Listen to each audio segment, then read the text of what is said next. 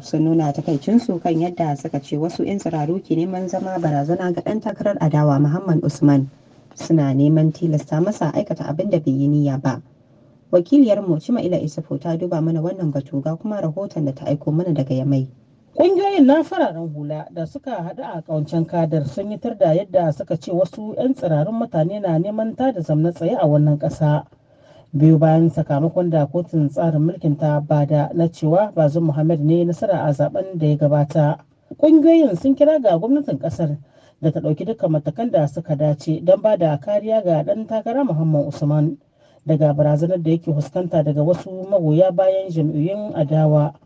Kamar yadda Siraji Isa ke cewa.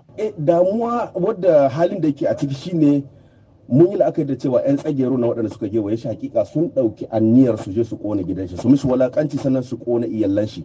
Abinda muke kira ga gwamnati a ɗauki matakan ganin an sa jami'an tsaro waɗanda za su kare shi, su kare iyalan shi, su kare gidan shi, saboda waɗannan 'yan tsagero hakika idan suka samu dama kamar yadda suka yi kwanan bayan nan suka wa abokin aikin ku cewa da Musa Kaka, to hakika suna iya su je su sun ɗauki wannan anniya an san da ita suna yi su kone shi, su kone gidan shi. Kenan muna kira da gwamnati da babban murya a ɗauki matakan ganin cewa an kare shi, an kare iyalan shi, saboda wannan yauni ya rataya akan gwamnati.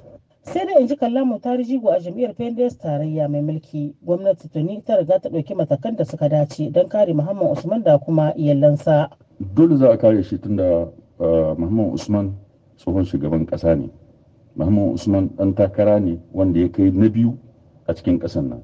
Dole a kare shi. Muhammad Usman ɗan ƙasa ne wanda bai kamata ba a bar shi zaune garin banza su ji mishi ko su ɓata gidan shi. Kenan wannan abu ne wanda ya rataye bisa wuyan gwamnati bisa ga kowane ɗan ƙasa bale wannan wanda Allah ya ma daraja.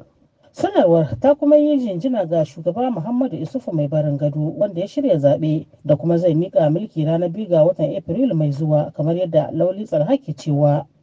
Muna son a wannan sanarwar mu jinjina ma Muhammadu Isu shugaban ƙasa wanda ya shuɗe da ƙoƙarin da ya dawo da martani na Nijar ga turbar demokarasiya ga hanya ta gaskiya, kuma insha Allahu nan da 2 ga watan Afrilu zai yi miƙa sandan iko, sandan mulki, sandan Allah ga hannun Alhaji Bazum Muhammad.